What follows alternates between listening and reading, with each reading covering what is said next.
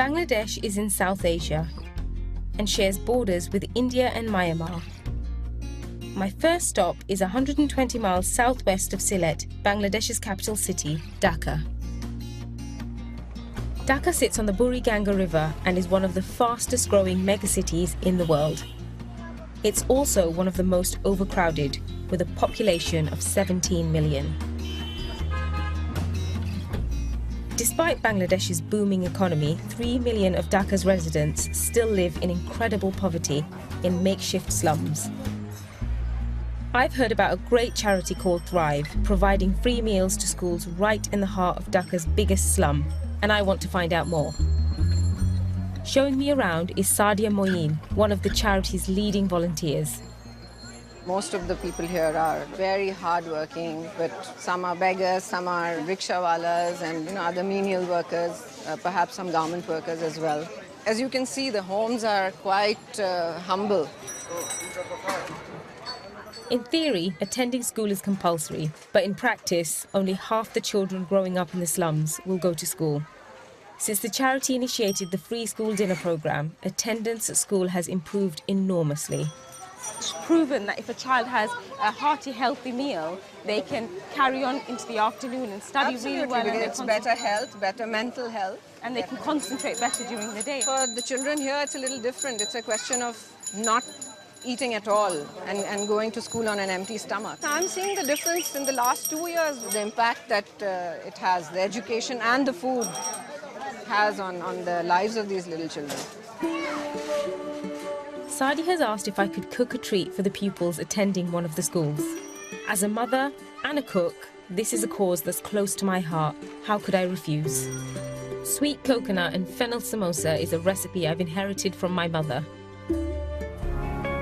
With many more samosas to make and a delivery deadline of lunchtime tomorrow, we'd better crack on.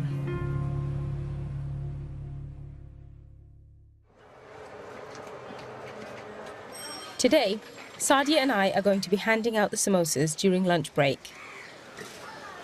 So the school I'm taking you to now is Jago. So I have 290 kids here from nursery up to grade 5.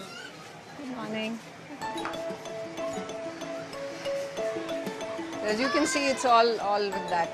So the classes are on top. This is the nursery school. Everything about this feels like a school. Yes, yes.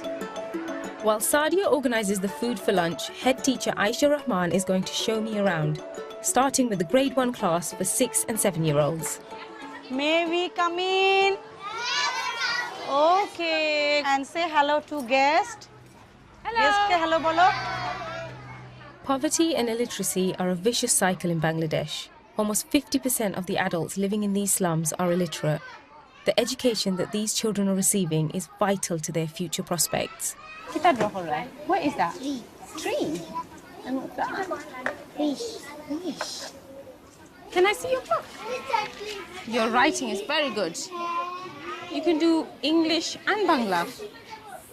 Yes. Bye. The majority of secondary school-aged children in Bangladesh do not carry on their education. But schools like this are working hard to improve that statistic. What's your name? Angela. Angela. Yes. How are you? I'm fine. Yeah? How are you? I'm good, thank you. Enjoy this class. I enjoy this class very much. What do you want to be when you're older? I want to be What a job cricketer. do you want to do? You want to be a cricketer professionally? Yeah. What do your parents do? My father is a shopkeeper and my mother is housewife. Housewife. Yes. How far do you live from the school? Near. Near? Number 2. Somebody else. Take bath. Right, good. I'll leave you to it. I think you want to get on with your work or you're going to get told off. Okay. Bye. It's so nice to see that they're so engaged with what they're doing. And it means, it just shows something's working. You know, these kids are happy and they want to learn. The broad smiles of the children belie the reality of the hunger and disease that they face each day. You're welcome. For many of them, this simple lunch of my samosa, an egg and a banana may be the only meal they have today. Thank you. You're welcome. দেরি কেন লিখছিলাম I've never cooked for a more deserving or appreciative crowd. They are the smiliest, happiest children I've ever seen, and you can tell they're so happy to be here.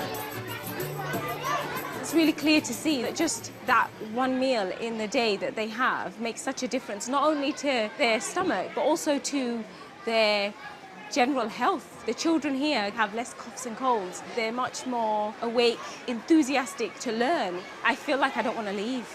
I feel like I want to go back in the kitchen and make another 300 samosas and do this for a few months.